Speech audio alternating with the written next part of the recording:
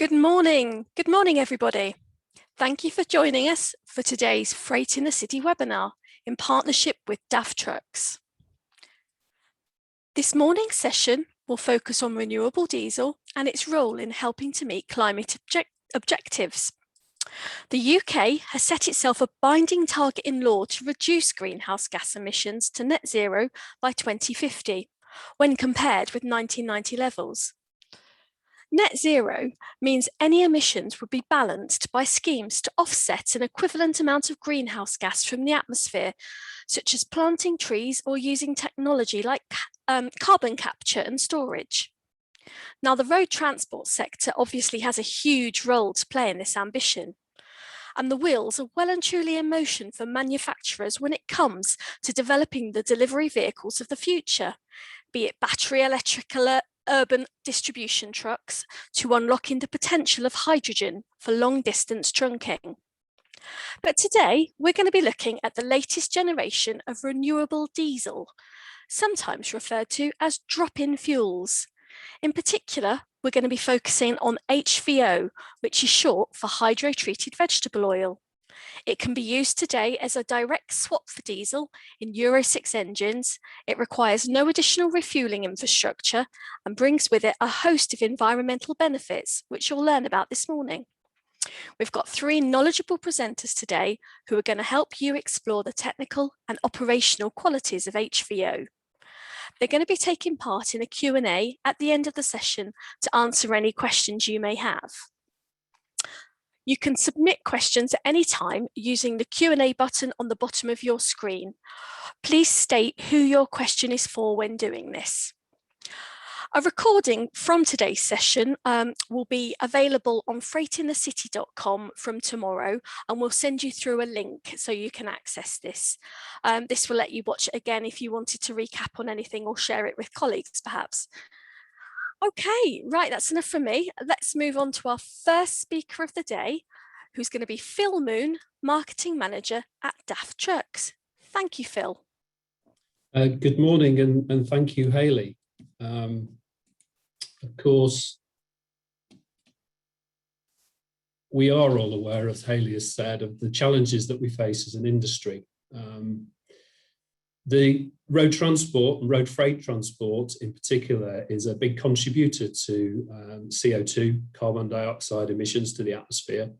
And it's only right and proper that, that we have targets within the industry to challenge us to reduce our carbon emissions. We have some short-term ones. We have to, as manufacturers, achieve a 15% carbon saving by 2025 against values of emissions from 2019/2020. And of course, DAF is well on the way to achieving those targets with its latest announcements of its new generation DAF, taking advantage of new masses and dimensions restriction, which opens up the opportunity for improved vehicle aerodynamics. And along with more efficient drive lines, more advances in driver controls and predictive control systems, we can achieve up to 10% fuel efficiency and therefore carbon efficiency on those vehicles. But we have even more challenging targets ahead. We've got to double that saving to a 30% overall saving by 2030. We've got to go fossil free by 2040, and we're looking at a net zero ambition from 2050. These targets are all very well and good, but in terms of climate change, one of the most important things we must all remember is that doing this quickly is really important. In order to reduce the impacts of global warming, we need to take as many steps as we can as early as possible. And that's why we believe that hydrotreated vegetable oil as a renewable diesel alternative is something we should be embracing today, whilst we look towards new technologies and new driveline technologies perhaps coming into play in the future.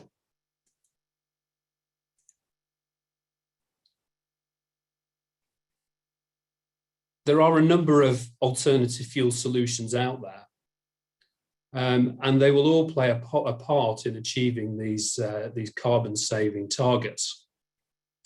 The new generation DAF will, of course, reduce tailpipe emissions, but one of the ways that we can actually reduce well-to-wheel CO2 emissions is by switching to alternative fuels, which include renewables.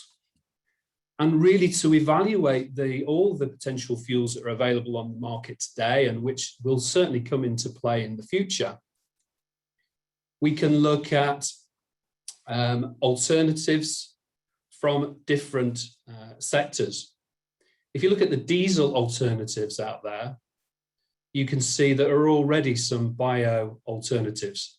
Fatty acid methyl esters, better known as biodiesel, has been around for a long, long time and is a renewable alternative to pump diesel, which does already contain up to 7% biodiesel. And using that as a benchmark, you can compare the well-to-wheel CO2 savings of moving to other alternative sources of energy.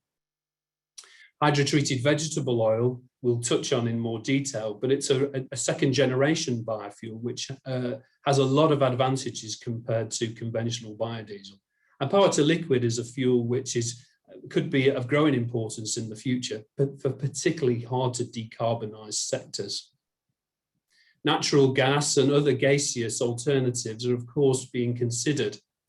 But the fact is that if we shift from fossil diesel to fossil gas, there isn't any significant change in CO2 emissions on a well-to-wheel basis.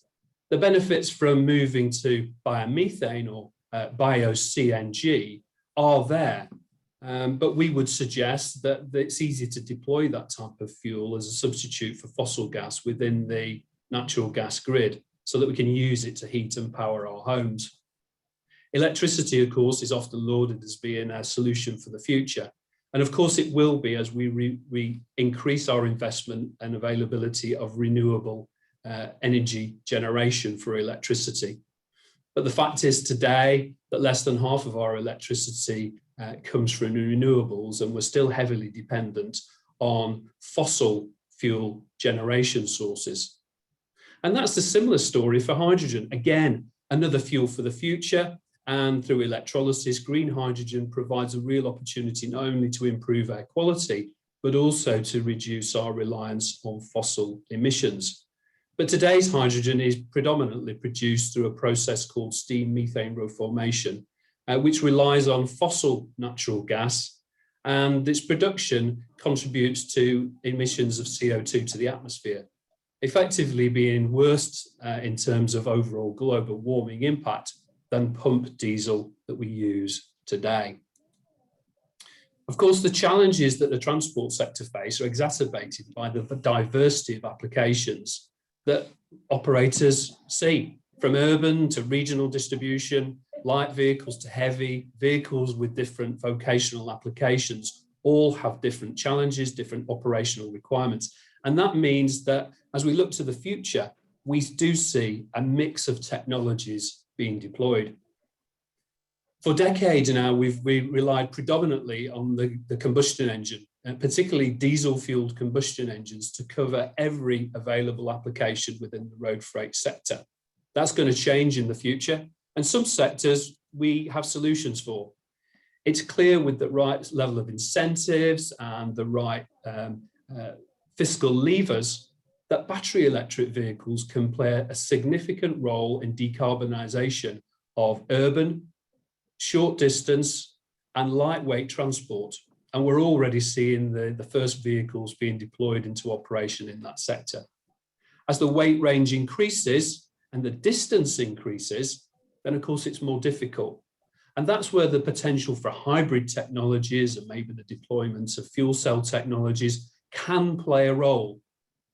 But at the moment, it's quite unclear where real long distance heavyweight transport will see a solution. And that's where we need to continue to develop our electric vehicle technology, investigate hydrogen alternatives, and also look at other ways of getting electricity to the vehicles, such as catenary systems or maybe induction charging, which could enable vehicles with electrical drivetrains to travel further and carry heavier weights. DAF is well on the road to solving the urban distribution system, with electric vehicles now available from our LF and CF range, which is really dedicated to urban and regional distribution. And our range of electric vehicles now includes the 19-ton LF electric, which is great for urban and regional distribution, for multi-drop distribution cycles, and with a range of typically up to about 240 kilometres. It's sufficient for most operations of this type of vehicle.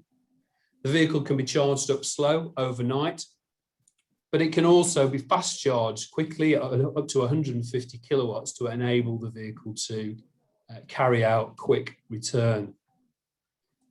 The CF electric is available in two vehicle types, the 26 or 27 ton 6x2 rigid, which could be the ideal platform for a refuse collection vehicle or an urban distribution vehicle delivering chilled goods to stores, for instance. And then we have a 4x2 tractor, which is capable of operation up to 37 tons, which might be ideal for shuttle runs between production facilities or maybe serving the needs of inner city supermarkets. These sort of vehicles will be the first that will be adopted and deployed within transport operations. And it's great that some operators are already taking that leap. And with electric, then you can be sure that air quality is improved. And if that electric is renewable, we can be sure that we're also cutting down our CO2 emissions. But electric has some challenges.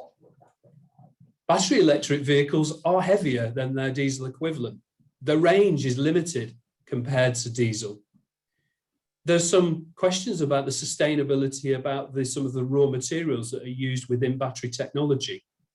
Electricity, as I mentioned earlier, is still primarily being generated from fossil fuels and so still contributes overall to CO2 emissions. And the primary motivation for shifting to electric at the moment is really one of air quality. And we need incentives and encouragement such as zero emission zones, however unpalatable they may be to the sector, in order to stimulate the uptake of zero emission technologies such as battery electric vehicles. And of course, we need to develop the right charging facilities to be able to deploy those vehicles. And there's a big question of how many operators will be able to make the overall total cost of ownership for an electrically powered vehicle stack up against a diesel powered equivalent. So challenges that we need to overcome, but we will do that in order to deploy electric vehicles in the future.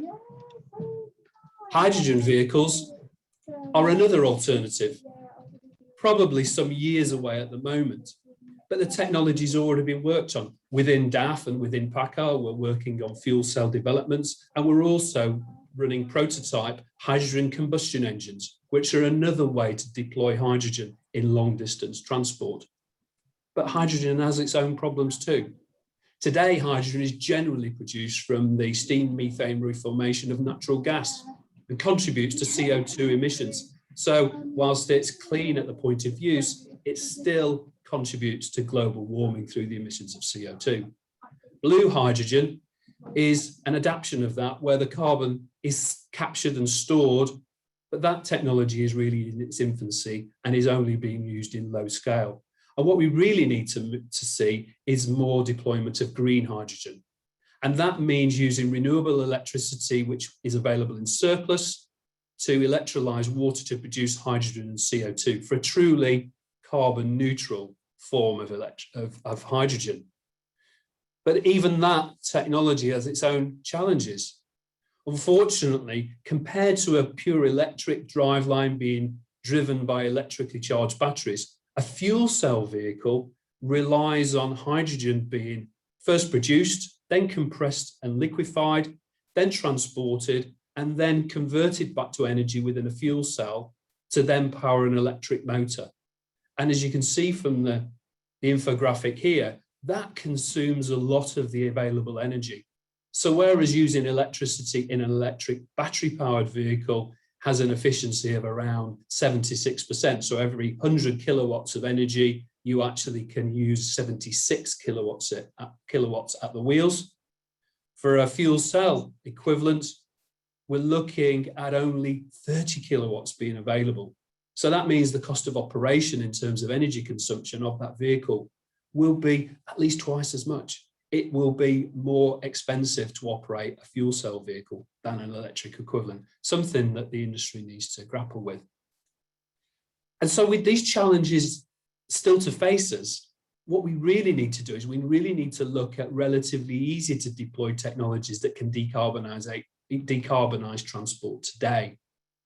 And one of the ways that we feel we should be doing more to do this is through the use of paraffinic fuels, drop-in alternatives to diesel, and in particular, hydrotreated vegetable oil. Because hydrotreated vegetable oil does not rely on fossil fuels as a production, it's actually manufactured from waste oils and fats, and Magnus will go into more detail about that. It means that actually from a well-to-wheel perspective, we can see a 90% saving in overall carbon emissions. And its real benefits are that it's completely interchangeable with conventional diesel without any modifications required for the diesel engine or for the after-treatment system. The fuel is biodegradable, and alongside that carbon saving, it also results in cleaner burning, so lower levels of NOx and lower levels of particulate matter being emitted from the vehicle. And of course, the fuel is all controlled by an EN standard, which means you can be confident in the quality of the HVO that's being supplied. So some real benefits that are available from the use of HVO: improved air quality. It's easy to distribute because it's simply an alternative to diesel and can be used in an existing infrastructure. It's very stable. It's very good in cold temperatures. It can be mixed with conventional diesel at any percentage. So it means that there's no concerns over range anxiety because you can simply fill up with conventional diesel if HVO isn't available.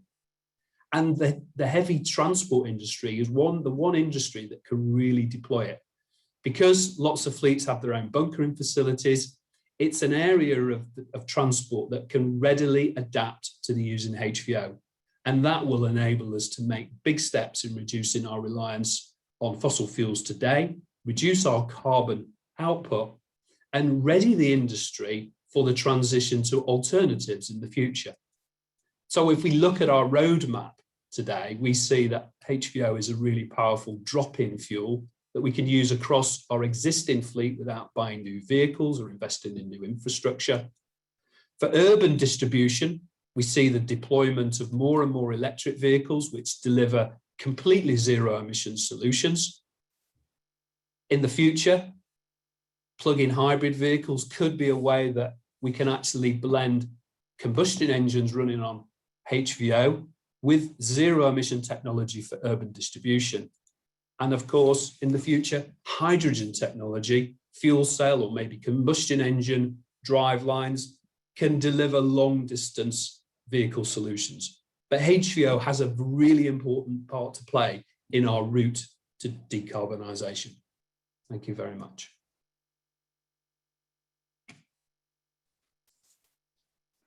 Thank you, Phil. Thank you, that's great. Perfect. Let's move on to our second speaker of today, who's Magnus Hammock, Chief Operating Officer at Green Biofuels. If I can invite you to switch your camera on, please, Magnus.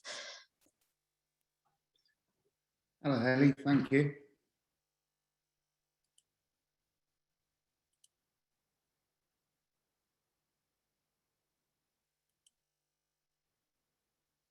Good morning, everyone, and thank you, Phil, for that excellent presentation showing the transition pathways to net zero. I'm Magnus Hammock and I'm from Green Biofuels, and today we're going to be talking about Green D Plus HVO, which is an enhanced HVO, and the transition to net zero. So as very well articulated by Phil in his slides, we have a number of different statistics to show the carbon intensity and the journey that the transport industry is embarking on in order to reach the ambitious targets of the government. While we talk about a drop-in fuel, this is not the panacea to stop innovation and technology. In fact, we embrace technology. And we look at this journey as having many stages, but ultimately we will end up going through to a transition of a few solutions. The slide on the the right of your screen just starts to look at the life cycle greenhouse gas emissions from the various options that we've just seen from Phil. And what we see on the far right is diesel. On the far left is diesel, and on the far right are HVO products. In facilitating the transition, what we're doing is giving the industry a runway to ensure that we make the right choices and don't make costly errors.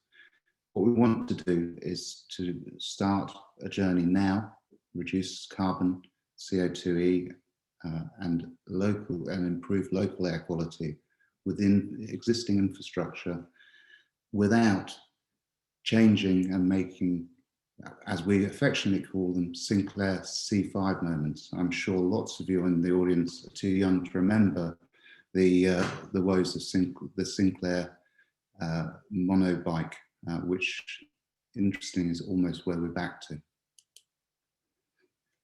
Green Biofuels is a leading supplier of advanced low-emission GHG-saving fuels.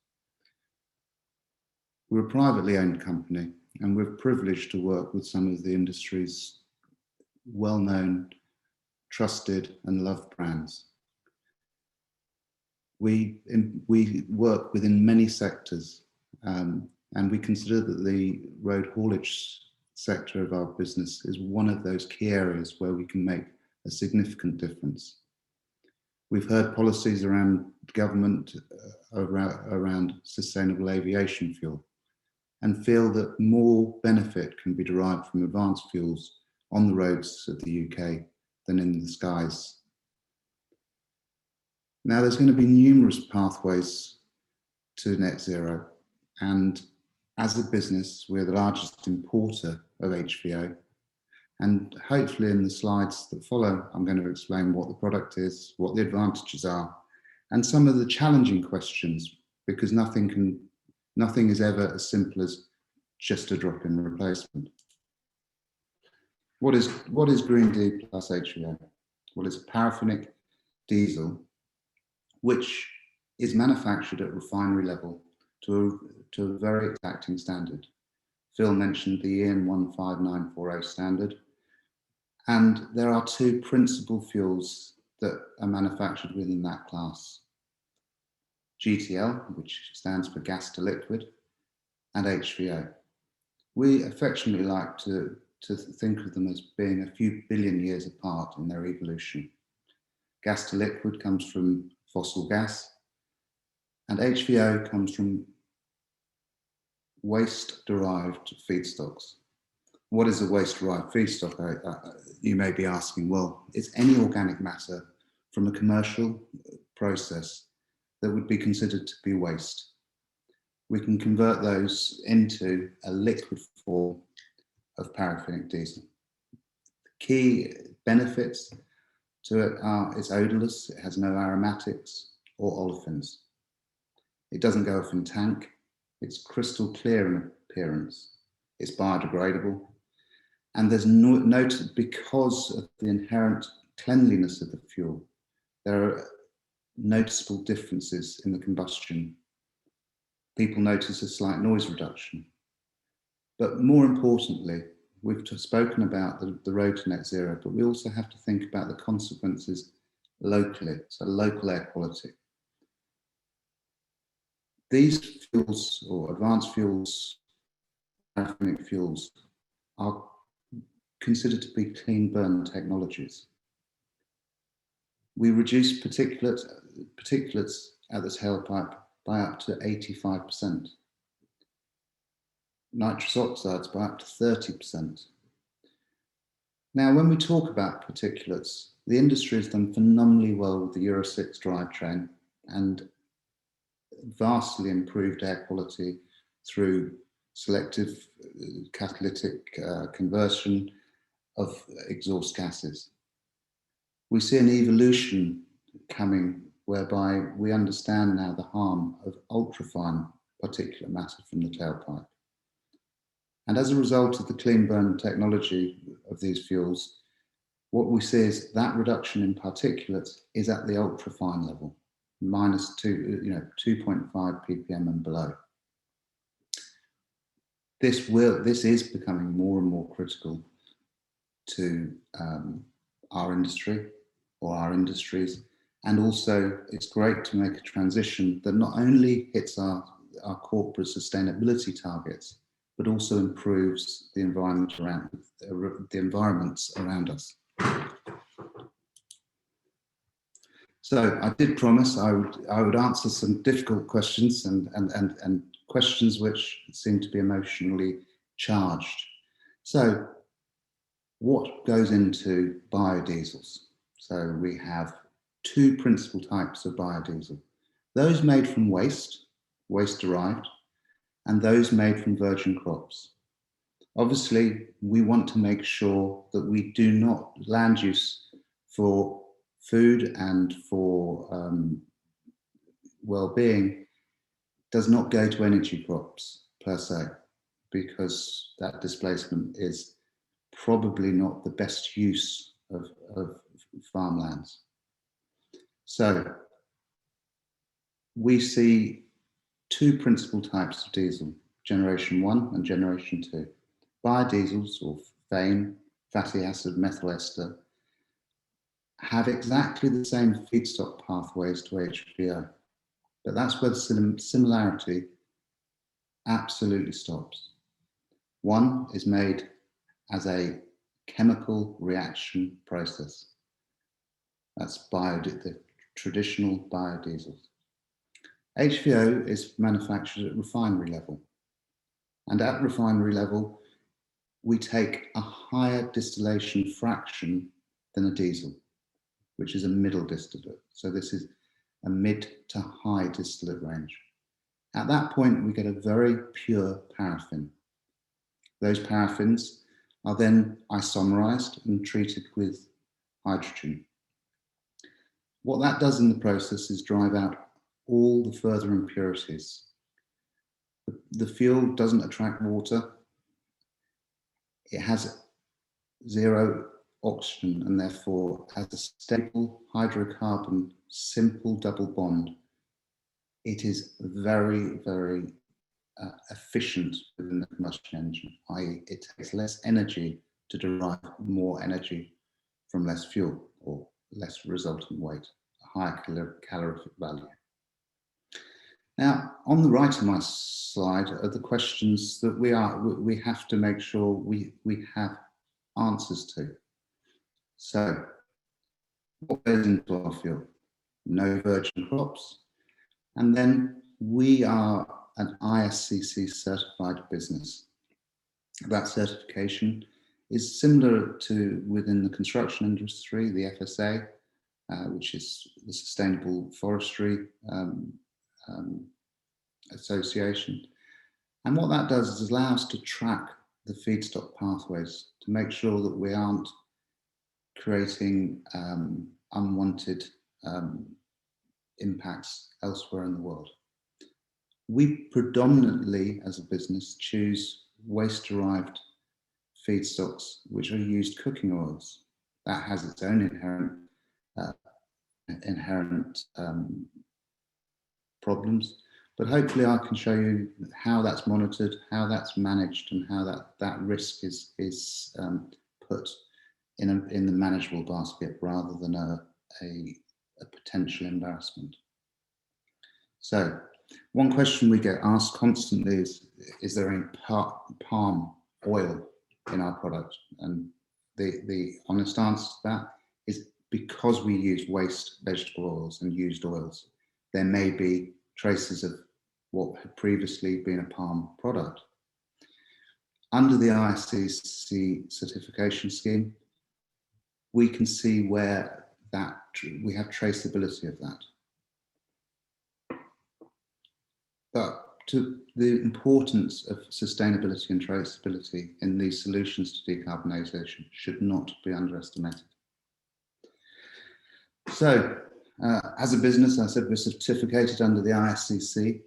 That is a global scheme which upholds the Renewable Energy Directive, which is the European Union's renewable source directive, to ensure that the feedstock pathways into fuels, whether they be solid or liquid, is done in a sustainable way. And there's very helpful information on this, which I can go into in more detail, with specific questions. For every cargo and every molecule that we import into the UK, we have a full audit trail, a proof of sustainability.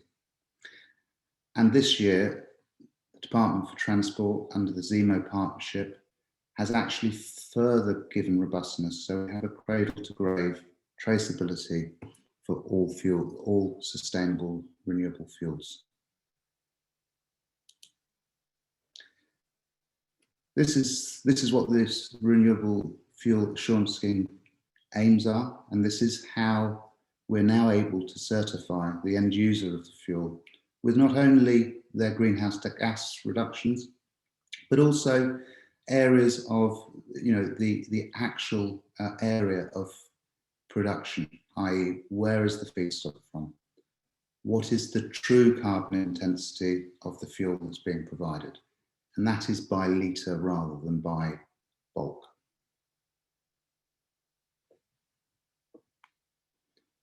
So that's all quite densely packed with information and subject matter which all our customers have had to become comfortable with. We supply product to a number of leading brands, household names, all of which have had to go through the sustainability audit themselves to make sure that there isn't any suggestion of greenwashing or suggestion that the activity of the transition to a new drop-in diesel alternative won't actually create an embarrassment along the way. Some of those companies, and this is just a few of our customers, so apologies to any that aren't, are on this slide. But interestingly, each one of these customers has taken the journey to 100% replacement of Green D as a measure to reduce greenhouse gases. But not one of them has ignored the actual benefits that they've seen from a local air quality, their impact to their local environment and the improvements that's made. There is one noticeable absence on this page because obviously Tony will be doing a presentation after me for Hovis, who were the first full fleet to transition to Green D HVO. And I'll just use some of these as case samples. So we have third-party logistics providers, haulage businesses that have transitioned at the request of their customers to a sustainable alternative. That's the scope 2 emissions that are created on behalf, that are created by them that sit on the customer's carbon balance sheet, as it were. As you can see, lots of different verticals, and lots of different rationale and reasons that they have transitioned. But significant brands and a significant adoption and increased volume of adoption has been going on. So therefore, we then have to ask, what's the availability? So we're the business of the largest importer, as I think I mentioned, of HVO into the UK. The UK consumes 34 billion litres of diesel. 10 billion litres of that is actually to centrally fueled fleets. That's the addressable market, we believe, for advanced fuels. That's almost equal to the global production, the current global the current global production of HVO. That said, every year more refining capacity is brought on stream, and we believe that 10% of that will be addressed. 10% of that 10 billion litres of diesel consumption will be replaced in the near future with HVO.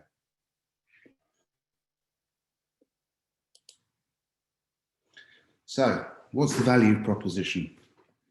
We've heard in Tony's slide there is a small premium to the price with fuel. And obviously, if you get all of the advantages we've talked about, which is clean burn technology, reduction in AdBlue consumption, better, reduction in your carbon footprint,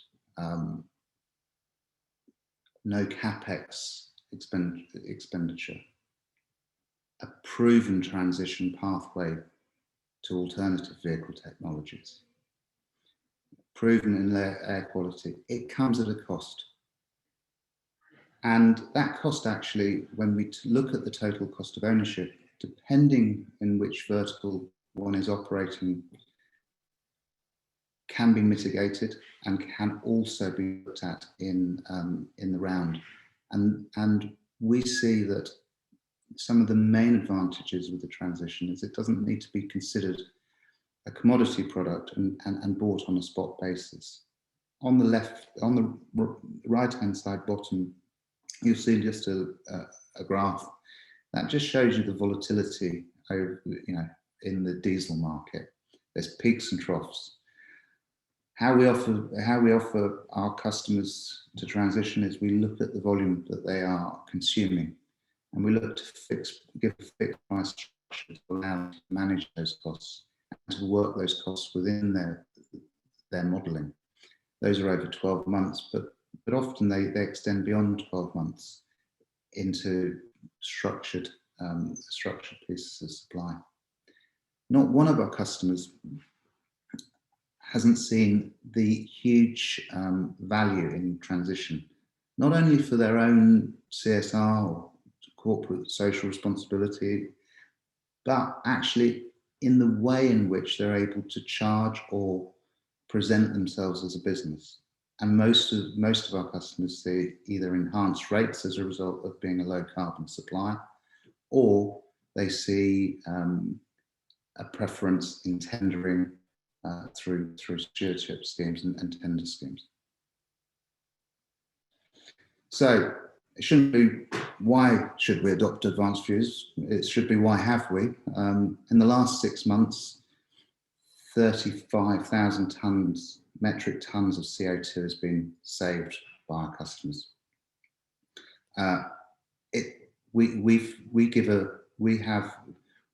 All we are is a transition technology. This is just a tool in the toolbox to decarbonisation, and we welcome those transitions. But we also celebrate all of the customers that are making a difference here and now, rather than waiting to see what transition path we go. So thank you very much, and I'm handing back now. Brilliant, thank you. That was great, Magnus. Our final speaker for today, I'd like to invite to switch his camera and mic on, is Tony Stewart, who's Head of Logistics Operations Support at well-known bakery Hovis. Over to you, please, Tony. Good morning, everyone. Thank you very much, Hayley, for that introduction, and thank you to DAF for inviting me on this webinar. Before I just enter my slides for you guys to see, one of the questions I get asked regularly is why are Hovis using HVO, or how do we get to be where we are using HVO? And I guess I just need to take you on a 2-minute journey of how we got here. We revised our emissions road reduction strategy in 2014-15. We put into 4 pillars, which was vehicle specifications and vehicle asset technologies. We use the latest equipment, Euro 5, Euro 6, etc. We made some of our vehicles smaller. We made them some with bigger payloads to maximise diesel. We went down another pillar of driver performance, which took us through telematics and behaviour.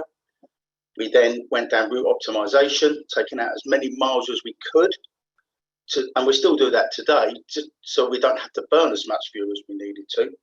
And of course, viable technologies were available to us from various sources. And viable to us here was 3 things. It had to work, had to say what it's done on the tin.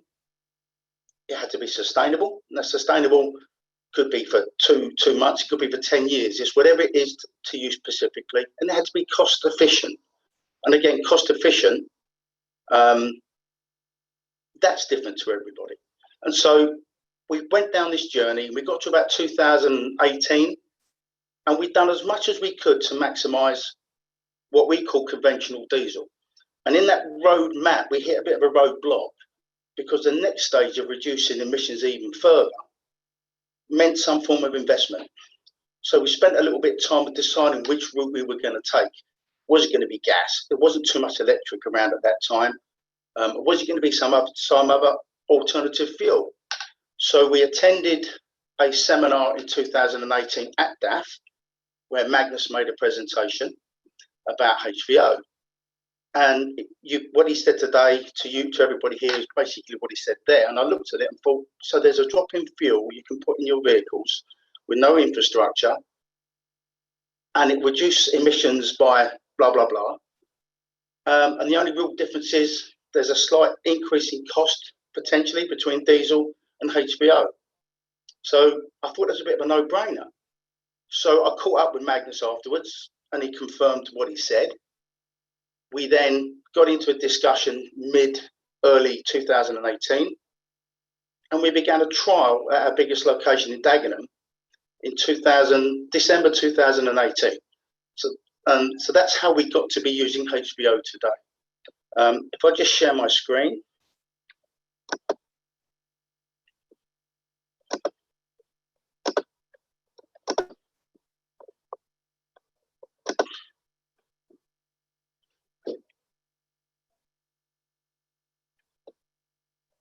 Just taking a bit of time to just switch over. Okay, so what I'm going to do is just go through our concerns and our issues using HVO from an operator's perspective.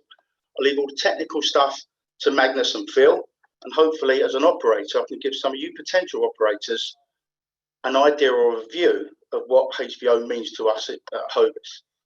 So initially these were our concerns. What's the cost of it? Is there an impact on operational vehicle performance? Do we need anything going on with our fuel dispensing infrastructure? Importantly, is there any impact on MPG? Is there any impact on our drivers? This was a biggie for us. Was there any impact of using this fuel with manufacturers' warranties? How did the manufacturers view this fuel? Availability of supply. Obviously evidence and proof of the actual CO2 and or emission savings, and how to leverage these benefits. So this is an exhaustive list, but this is the main things that come to mind when we was exploring using this fuel. And to give you an example of the trial the trial that we started and where we are today, Hovis operate about 400 vehicles, 800 drivers. To date, we've used over 9 million litres of this fuel since 2018 up to now. And we've done just best part of 30 million miles to date on this fuel. And it's across all makes of vehicles that we operate, which are DAF, Mercedes, MEN and Iveco, so quite a wide range of vehicles. Hi. Can I just stop you 1 second, Tony? Sorry to interrupt. Your screen, your presentation is still on the first screen. I'm not sure it's gone through properly into presentation mode. Didn't want you to get too far, that was all. Okay, let's go back again. I'll try it again. Just so it moves on the slides when you're talking. I didn't want it to get stuck. I'll come off now and leave you. Is it sharing at the moment? I'll give it a second. There's a bit of a lag, isn't there, with yours? It's not sharing. It was sharing, but it was not in presentation mode. I don't think it was just on the first, where we can see all the slides. So do what you did before, and then I think if you go to presentation mode, hopefully that will start moving on for you a bit better. But if it doesn't work in presentation mode, you're fine like that. Just to click through. It's not for some reason. Is that any better? Can you see that? We can see it, yeah, as long as you just remember just to click through. Yeah, that's fine. We can all see that. Yeah, perfect. Okay, thank you. Sorry to stop you, Tony, in your flow. Okay, thank you. Yes, we use this fuel on all routes to market. And we are arguably the largest trial introduction of green HVO fuel to a national fleet in Europe. So what I'm saying is I have a hell of a lot of experience and quantities of this fuel to take us to the next level of discussion. So the operational summary from Hovis of using this fuel is no impact on the current fuel infrastructure. So we didn't have to invest in anything. We didn't have to invest in new tanks, new pumps. All we did in the early days was clear out the first trial tank. We run down low of diesel. We made sure it was a clean tank and wasn't full of sludge. And then we just topped it up from that point forward, 100% with HVO. One of the biggest issues we thought we'd have was, is there going to be fuel issues? Are we going to get a lot of breakdowns, a lot of issues with lights popping on DAFs, on dashes? We never had any of that. So there was no impact on the vehicle operation itself or any fuel-related issues across all of the marks of vehicles that we operated on. There was virtually absolutely no impact on MPG. It didn't go up, it didn't go down. Now, there is some options that I was talking to DAF about maybe maximising the use of HVO in DAF engines, but just as a standard vehicle, there's no detriment to MPG. Obviously, it's odourless and biodegradable, that's already been said, which means we get cleaner smelling fuel islands, and there's health and safety benefits of having no diesel residue all over the place and things being mopped up. The drivers love using it because it doesn't smell, and if they spill any of it, it's easily wiped off, and it does, as I say, it doesn't leave any residue. To date, we've no issues on supply, and we have 6 or 7 bunkers nationally. But this is the big thing, that this fuel will mix with conventional diesel should the need arise. So unlike going down other technology routes, if you run out of a certain type of equipment, gas, infrastructure problem, you don't get this with this fuel, because ultimately, if we had a problem with supply, we could, as a last resort or a first resort, switch straight back to conventional diesel with no need to change any of the infrastructure. And so using this fuel, I'd honestly say, I use this term a lot, it's a little bit of a no-brainer. If you can come to terms with the cost element, and that's going to be different to everybody, this is by far the cheapest means of getting to a substantial amount of emission savings for very, very, very little infrastructure change and cost. But this is the big thing. To date, and obviously we started in 2018 to where we are today, and hope to be by the end of this year, all things being equal, Hovis would have saved just over 40,000 metric tons of CO2 from simply moving across from conventional diesel to HVO. And I see this as being our, obviously, core fuel for the foreseeable future until new technologies come down the line that maybe improve where we are today. But as a holding position, if that's the right word, until the new technologies or viable technologies arrive somewhere 5, 10, 15 years' time, this fuel is giving us substantial CO2 savings for very, very little cost uplift. Hi Tony, it's just me again. Can you pop your slide on one? It's got stuck again on number 3. Can you pop it on one for us? Right. I think it's got itself stuck on number 3. Okay, is it gone? Has it come back on at all? It's on. No, we can see your slides, but it's still on slide number 3. I think you've moved. I think you might need to move on to number 4, or you've got 5 there, haven't you?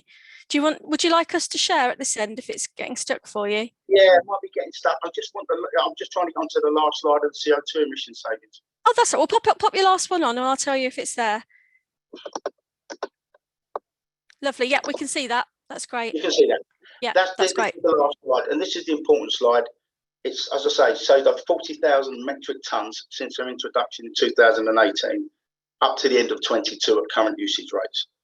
And that green sort of long graph at the end of the final one, the final column, will be the representative graph for the next 3 or 4 or 5 years. So basically, this fuel does what it says it was going to do. It saves a hell of an amount of CO2, and the infrastructure change is nil, no effect on vehicle operation, and it's absolutely taken us to the next level of our emission saving journey. And that's the end of my presentation. Perfect. Thank you, Tony. No, that was really interesting. Sorry, your slides got stuck in the middle there to keep interrupting you. But thank you.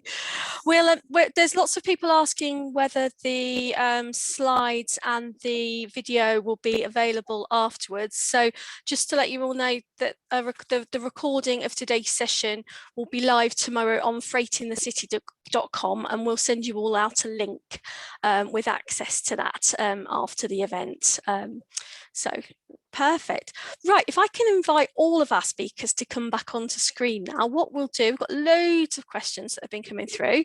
We will put some of your questions to our speakers and put them in the hot seat now. So let's start off. Let's have a look. We've got quite a few coming in. Got some nice simple ones to cover off just with regards to the operational side of HVO. Let's put this one to you, Phil. AdBlue. How does HVO work with AdBlue? Does it minimise the need for it? Do you not need it at all? I had a couple of questions around that.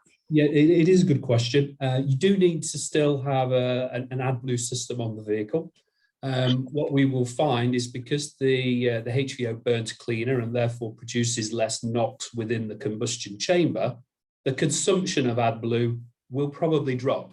And that will probably be more evident on vehicles which are urban operation that actually, you know, where that you're having to deal with a lot of NOx being produced at low speed. So some vehicle operations will notice it more than others, but certainly a reduction in the consumption of AdBlue should be expected. And one of the other benefits of improving the combustion process is the reduction in particulate matter. And for urban operations, again, that means that the after treatment system of Euro 6 vehicles will have to deal with less soot or particulate matter. So regeneration doesn't need to take place to burn that soot off. And so if vehicles are having to do active regenerations, then that will be less frequent with a vehicle that's running on HVO as opposed to conventional diesel. So two main benefits there to switching to HVO. Okay, thanks, Phil. Does that echo your experience so far, Tony?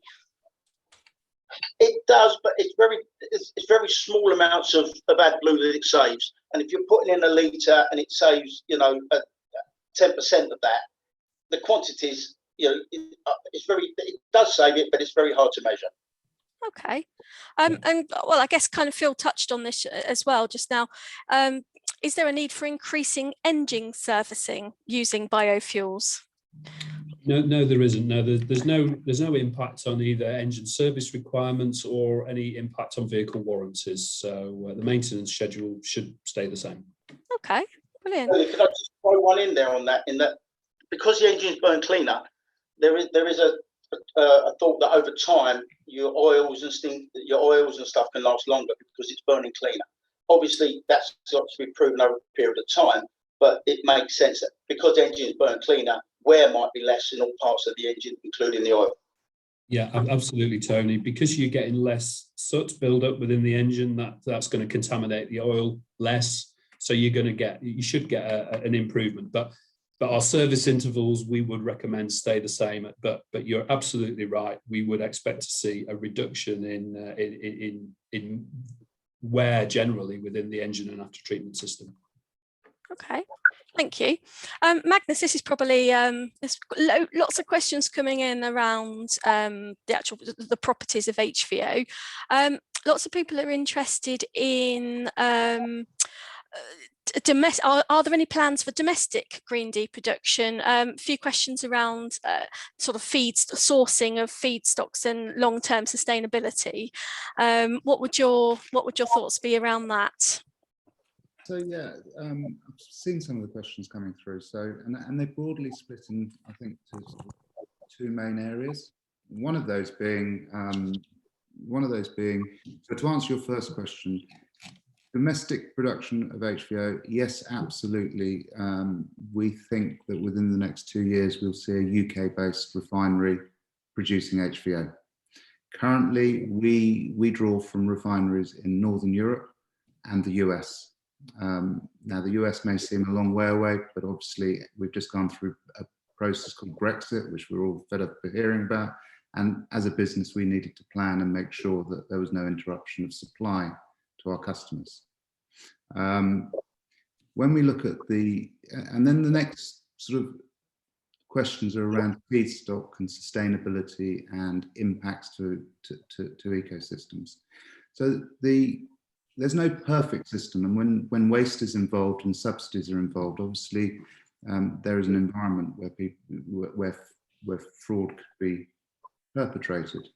Now, and the BBC very helpfully put that article out around there can't be enough used cooking oil in the world to make the renewable fuels, and that's both biodiesel and HVO, and we should question it. And I think as an industry, we welcome those sort of questions, because it's very important to start debates and make sure that that these matters are understood. So, in answer to that, we look at feedstocks from developed worlds. Why do we do that? Most of Northern Europe, the US, have very tight regulations around the sourcing or the collection and the reporting of collection rounds of used cooking oil and other waste products. So there's an audit trail. Under the ISCC, any supply chain that is coming into the refineries is audited by the ISCC. And those are physical audits. They're not paper-based audits. Those are physical auditors going on the ground in various countries, making sure that the paperwork matches all the way through. Then, so there's a chain of custody, and it's probably the best way of describing it. And then you come into, there was a break in that chain of custody, actually, in many ways, when it came into country, i.e. in order to preserve the paper trail, we shouldn't be issuing that paper trail to the end user. And helpfully, Zemo partnership put together the Renewable Fuel Assurance Scheme, which now maps from our tanks, our large storage tanks, to the end user those fuels. So we've got a cradle to grave audit trail, which is very, very helpful. So now, people always question whether international schemes will work. And we would just point your attention to last year, the arrests and the prosecution and imprisonment of people falsifying paperwork within the biofuel industry, both in the UK and in Northern Europe. So it's robust, it has teeth, and it has a desire to stamp out mispractice or malpractice. But industries can always do more and better, and I think our industry, the renewable fuel industry, is trying to make sure that is maintained. And then the other aspect I would suggest is that in the early days of HVO, virgin crops were the only source of feedstock that could be converted into a liquid. We're now on the third generation of plants which can manage a wide variety of feedstocks, from tallows all the way through to virgin crops to used cooking oil. And we're just about to see the fourth evolution, which is also looking at wood waste and cellulosic fibrous materials going into this fuel pathway. So really, what I'd say is, I think, just like the transport industry is challenged with reduction in CO2, our industry is challenged with trying to get more robust and a wider feedstock range to suit the demand that will be here until 2030, 2040, 2050. Thank you. Thanks, that's brilliant. I think that answers quite a few of the ones that came in on that topic, so thank you, that's a really good answer. Some questions here for probably Tony and Phil, I imagine. Nice straightforward question. What would the improvement on MPG be, if any? Tony, have you seen, did you cover that? No, I've covered it in that it's flat. To conventional diesel, we didn't see an uplift or any degradation at all. We're really pleased that it's exactly the same. It would have been nice if it had been a bit more, because that would have been a win-win-win. I know Phil might be better to explain. We are exploring to see if we can map engines slightly different. But for me, operationally, as it stands today, it had no positive or negative impact on MPG, which is a thumbs up. Right. Phil, did you want to add to that? Yeah, I mean, Tony's experience, I think, is typical of a lot of operators. There are some operators who have analysed it and maybe found a small improvement. But I think really any operator contemplating a shift to HVO should really count on being about parity with conventional diesel in terms of fuel efficiency. Okay, thank you. A few questions around warranty. I know you said that it wouldn't affect warranties on DAF. Is that probably for to you actually, maybe for Tony? Someone's asking how you approached all different manufacturers regarding warranties. Did you get written? Did you write to that? How did that work? Yeah, effectively, DAF gave us a tick first hand because they introduced this fuel. And then I basically sat down with all my main manufacturers, which are, say, Mercedes, Iveco and MAN, and I got them to confirm to me in writing that they're happy for this fuel to be used 100% in their vehicles. That was a key part of this, because obviously if we had any worries like that, we'd go out on a limb a little bit. But to be honest, every manufacturer gives us a tick in the box. Obviously, there's other manufacturers we haven't been to, Scania, Renault, Volvo, whatever, because we haven't got those marks of vehicles. But I'm sure it'd be the same. Okay, brilliant. There was a question regarding if there's if you use a mix of HVO and diesel, how do you go about knowing where your reductions have come to report that for customer carbon reporting or for FORS or something like that? Is there a way, an easy way to do that, to work out?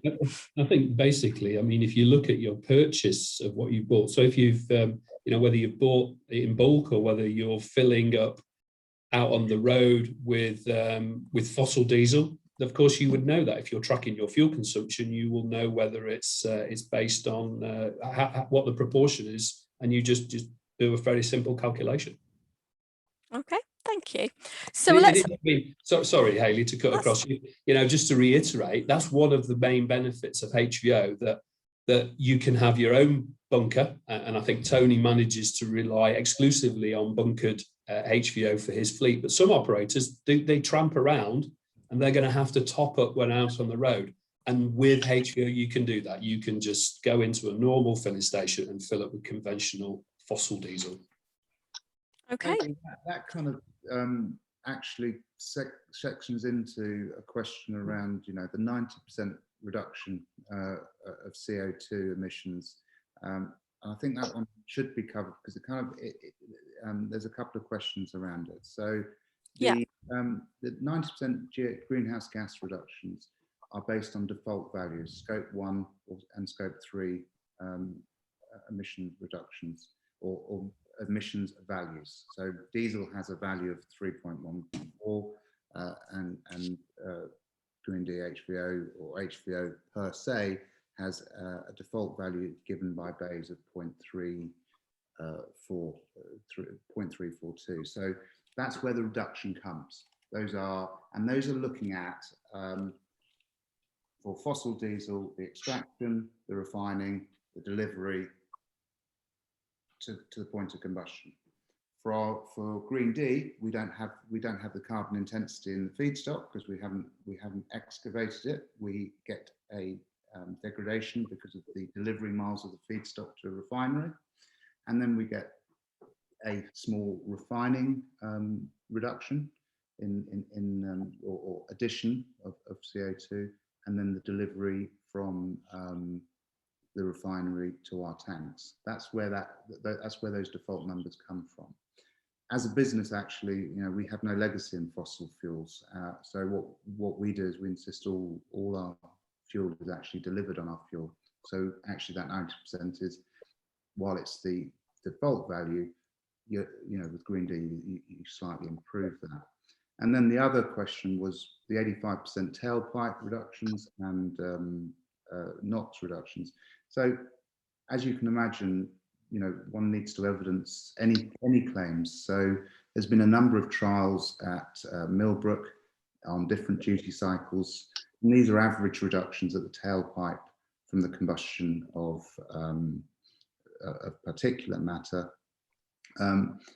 So that's where those come from, and different manufacturers' vehicles will have a slightly different profile. So when those are averaging rather than this is an actual number, you know.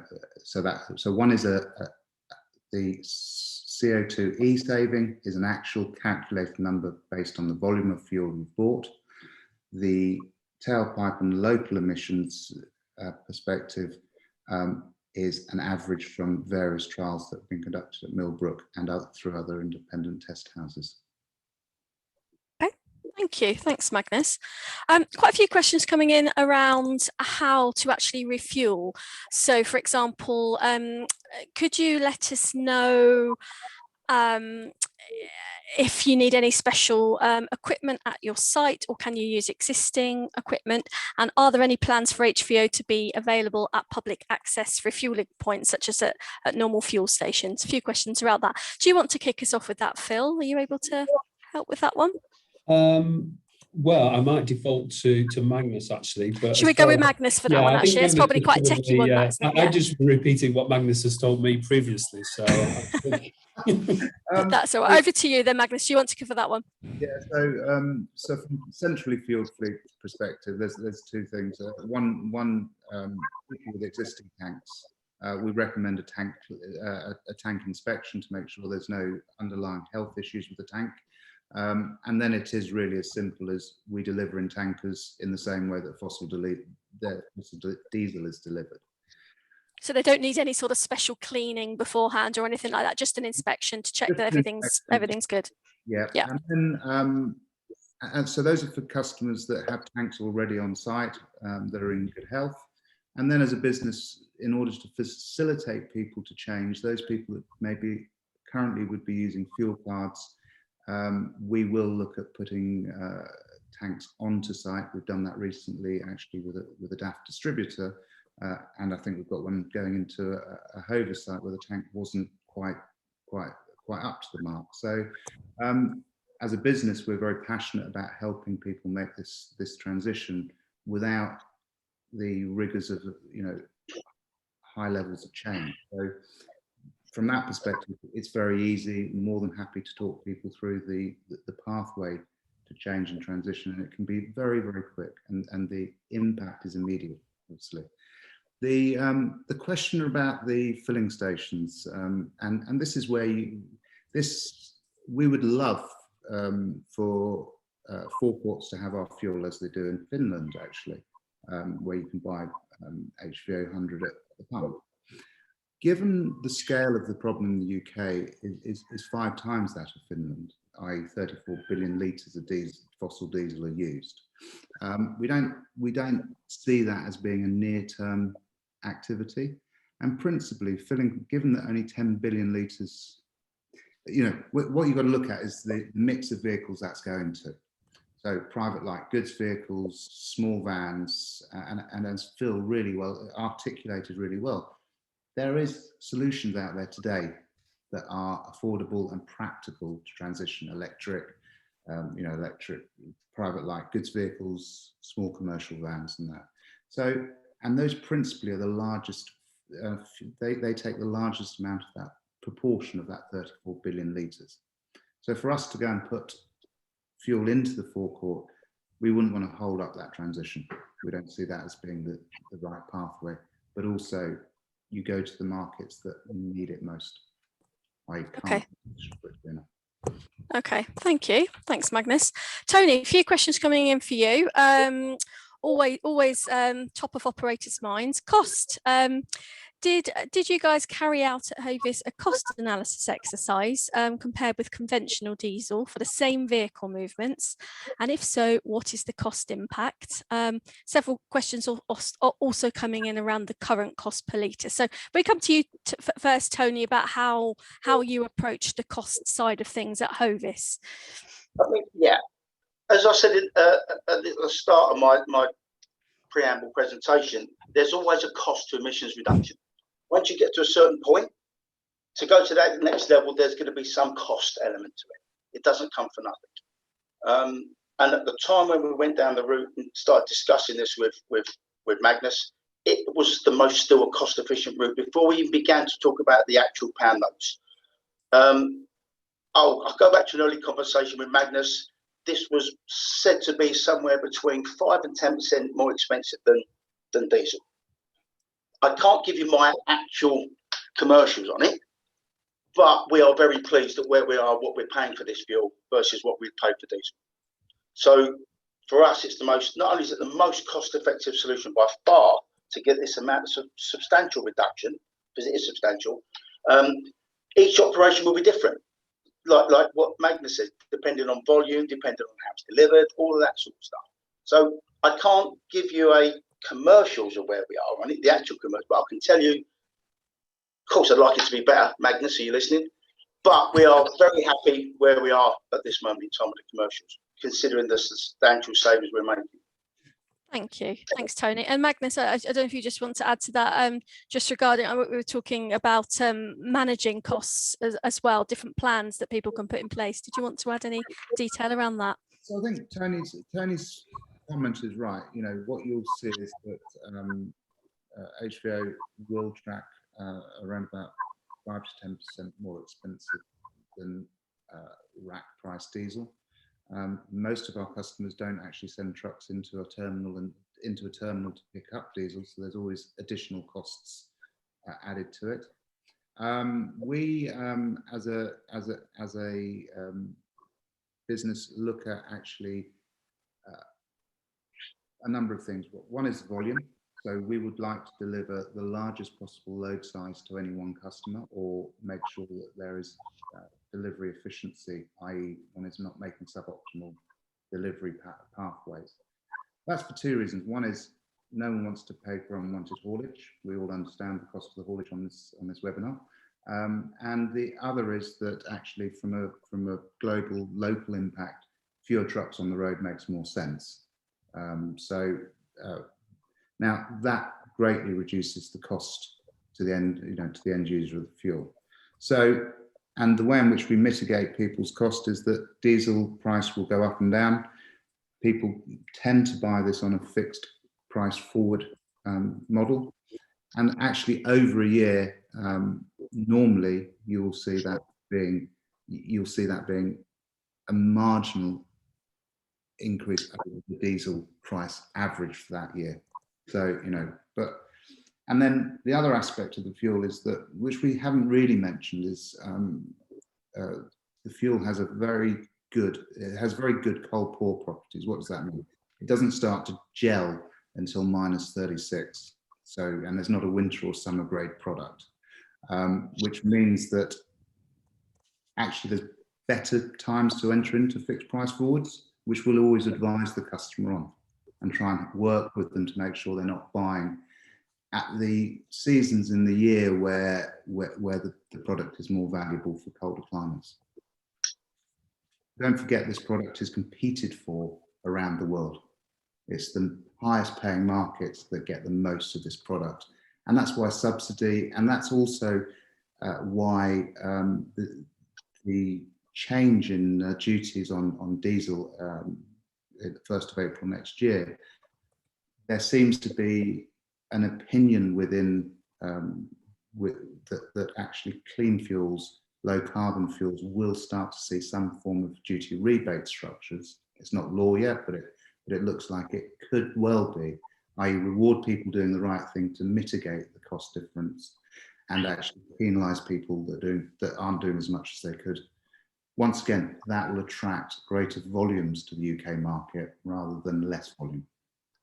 Okay, thank you. Phil, did you want to add to it? I think you mentioned in your presentation that, for example, we've heard today that I think it was Finland you mentioned, Magnus, and Phil, you said 25% of Scandinavian trucks run on HVO now. What are we seeing? Are we seeing greater uptake in the UK at the moment? What sort of pace do you think we'll see for HVO to really get going in the UK? And anything that would help this, in your opinion? Yeah, I think we are seeing that. So obviously operators like Tony are sort of leading the way, and I think a lot of other operators, see the value in witnessing another operator make the transition. They see the promise being realised, and I think that's very helpful. But there's still a lack of awareness in the industry, and that was one of the things that really motivated us with to put this webinar on, because I was having regular conversations with customers who were unaware of HVO and its potential, and perhaps looking for a way to respond to a customer's demand of theirs, to sort of cut carbon, and was sort of stuck between, future electric vehicle availability and perhaps looking at gas as an alternative, but recognizing all the hurdles that shifting to gaseous fuels have, because we know they're very difficult.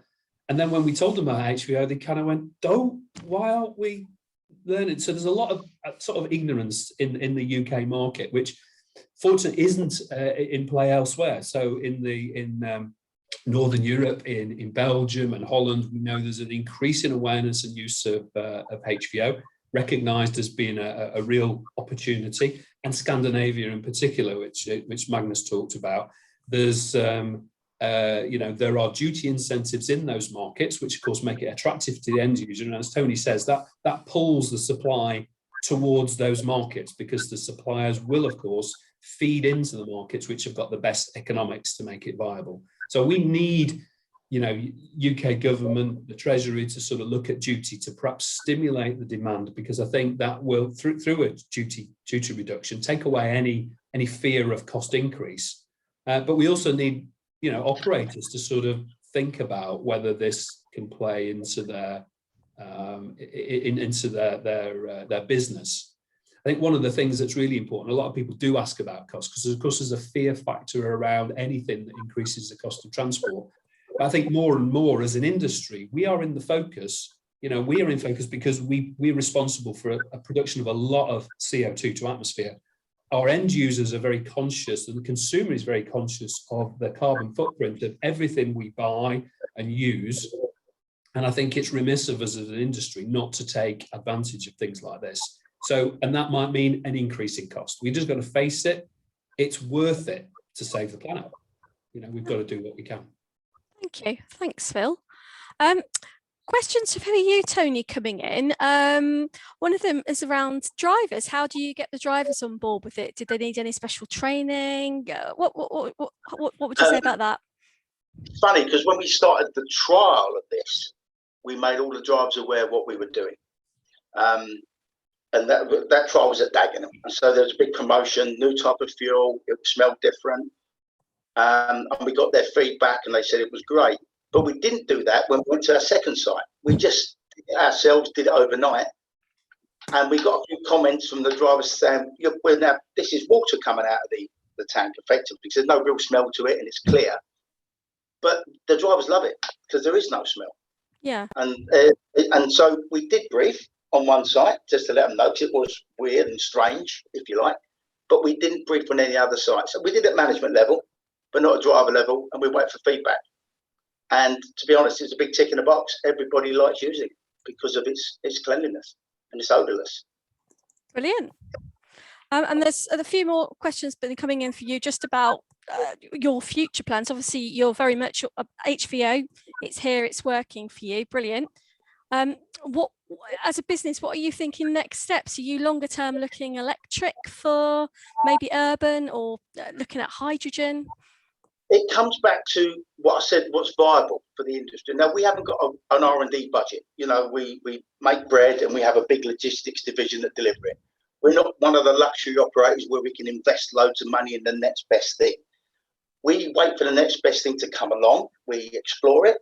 And then, so where are we? To answer that question simplistically, I see this being the future for the short to long term. And once the industry, like DAF, whoever, start bringing more cost-efficient trucks in that do a better job than this, then we'll employ them.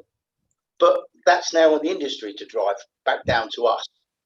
But I see this as a fantastic holding position for the next 10 or 15 years while we go down that route. And that gives, I think what this fuel does, it gives us as operators a bit of breathing space. Yeah. If we do this, you get a bit of breathing space because you are making substantial reductions whilst the next generation. So we'll embrace whatever. We do run electric vehicles, and we do have other types of gadgets on vehicles that save fuel, the solar solution on our trailers and vehicles and all that sort of stuff. So we have a roadmap of all of these things, but this is by far the one biggest single thing we could have done. that will probably see us through, as I say, for the next 10 or 15 years, until the industry gives us what we need or what legislation says we need. Okay, thank you. And questions coming in, probably Magnus, these ones for you. Operational aspects of HVO with regards to shelf life. A few people are asking if the shelf life is the same as diesel, if it's sat idle in a fuel tank, for example. Fantastic question, and actually a really important one given the B7 blend that the UK currently supports and going up to B9, which does definitely have a 3 to 6 month shelf life. HVO has no free water radicals, which actually what a water radical does in the fuel is attract more water, so it becomes a water droplet, and then obviously that creates degradation, and doesn't have any living organic matter left in it, and that's because of the hydrotreating process. So no bugs. So absence of water, absence of bugs, or organic matter means that you don't get bugs, and you don't get oxidation of the fuel. Therefore, we actually say it has a 10-year shelf life, but you have to put a limitation of liability. So we know that's factually correct. However, if you talk to our chemist, he'll say it's absolutely got no shelf life. In 100 years, if you had a file of HVO, it would have the same calorific value and properties as it does today because of the chemical structure of it. Okay, thank you. I mean, I think we're actually getting we've got so many questions coming in today. What I will say with if anyone hasn't had their question answered today, if you wanted to have anything addressed by any of our speakers after the event, please do email into the Freight in the City email address that you've got, and we'll make sure that we pass your questions on to all our speakers, and they're happy to come back to you after today, because we've got lots coming in today. Really, I'd just like to end with looking at HVO. Obviously, it's working really well now, and starting to gain some traction for road haulage and in heavy vehicles. What are the other potentials for it? Where does HVO go next? Magnus, do you want to tackle that one? That's a great question. So there's a fuel barge on the Thames fueling freight on the river, which is a fantastic use of the fuel. That is actually fueling all of the muckaway from the Thames Tideway project. We see a huge volume increase in the construction industry, and particularly within major infrastructure like HS2, and playing a significant role to help the construction industry decarbonise. But where I think its values do also add significant weight is when we start to look at the energy balance of the materials that people carry. So particularly heavy haulage, muckaway, demolition, aggregates, there's a huge advantage because one reduces the embedded carbon in the payload by transitioning to the fuel. So it has a place to play as a replacement of the fossil diesel, but it also helps those associated industries help their carbon impact. So I think those are the areas that we see growth in. But we're very proud to sort of supply, lifeboat service and a lot of the blue light services as well are now transitioned. And this is just a tool in the toolbox for transition. It's a wonderful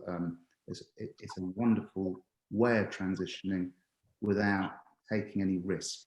And obviously we see risk in change. So this is low risk. Obviously replanting or going to a different drive chain has different risks for different businesses. And over time, those risks will diminish as more people have done it. And that's why Tony is a wonderful example of, what Hovis has actually achieved, 30 million miles on a renewable fuel. And I think, Tony, correct me if I'm wrong, but only one instance of a vehicle problem, which turned out not quite to be a vehicle, a fuel issue, but more AdBlue in the fuel. So, so on that basis, that's a great testimonial, which, we all make mistakes as people. So driver error is fine in the scheme of things, but 30 million miles without without. Yeah. Yeah. Probably says everything to this audience. That's great. And Phil, what about you? What advice would you give to customers out there that might be having watched this? Hopefully, you're thinking, hang on, this could be a good fit for my operation. What would they do next? What advice would you give? I think contact a fuel supplier. Obviously, Green Biofuels are here today, and Magnus and his colleagues would, I'm sure, be able to advise them. But in fairness, there are a number of suppliers in the UK, and increasingly that some of the local fuel distributors are also able to supply HVO.